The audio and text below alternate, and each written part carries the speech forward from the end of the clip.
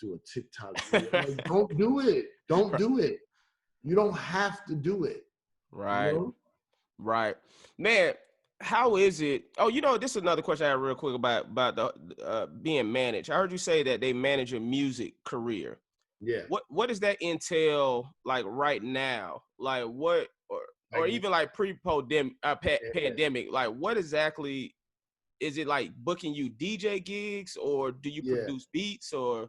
Yeah, anything music, like mostly DJ stuff, but like also like hosting events, DJing, like, like I was supposed to go on tour with Jay-Z, like all that kind of stuff. And then like, yeah, anything like, I've done some really big private parties through them. I was supposed to DJ Trump's inauguration. Oh, that's crazy. Why didn't you? They asked a bunch of DJs at Rock Nation and they all said no. And I was like, I'll do it. Because my thing is, because we comics, right? Right. The story alone, the comedy of it. Not that I support anything politically. Right. But the story alone and getting like a selfie at a Trump thing would be like, just the comedian brain was like, this is gonna be hilarious. And everyone's like, don't do it. He's this, he's that. I was like, I don't care. I want the story. And then they vetted me and they were like, no. This guy can't do it. But the damn vetting process. I think it was really my morning show, and I really, really believe it was Peter Rosenberg that messed it up for me.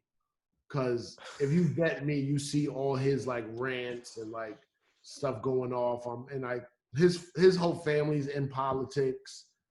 So I think that's what did it. Because I don't have no nothing bad stuff on my record. Nah, you don't. But I think they saw that and they're like, no, he's a talker. So you are very blessed, man, with your career, because you went from New York circuit radio, and then you have two of the greatest mentors in fucking history. Three. You got Funk Flex, then you have Jay-Z, and then you have Dave Chappelle. Yeah. So how did you? I have more, but yeah.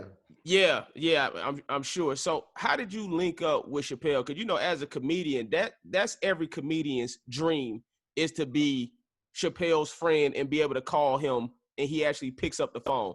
It's not. First of all, that's not hard.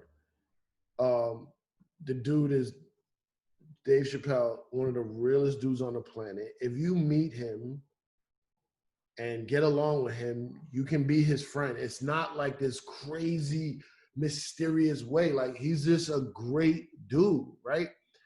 Now, getting to him is a little hard because he's a little bit of a recluse and he's always, running, always working, but it's not hard. I know people that are nobodies, but he's friends with them. You know what I mean? Shout out to the nobodies. Yeah, shout out to the nobodies out there. But he's just that dude, yo. And I met him through music because Dave is basically a rapper in his mind. And then in like 99, 2000, I met him through Mos Def and Talib Kweli, who like we're all still friends, you know what I mean?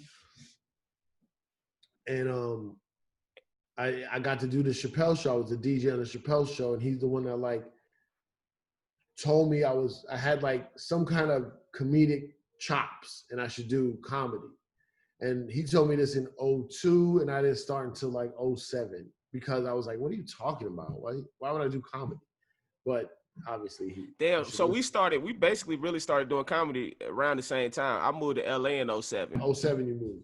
Yeah, 2007 when I moved out to LA. I graduated from school here in Atlanta, Clark, Atlanta. Then I moved out to LA.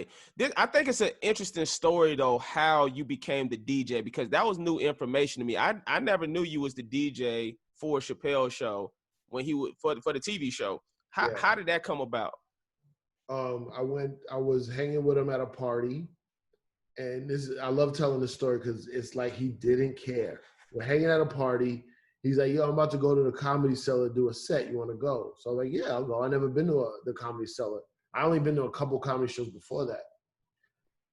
We walk over there, we're talking. Mind you, We were on like, the party was like, I don't know, like 25th Street or something.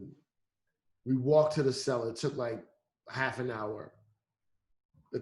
Our whole conversation, he goes on stage and had jokes about what we were just talking about. While y'all were walking to the show. Yeah, he did like 2 hours that night. Sway.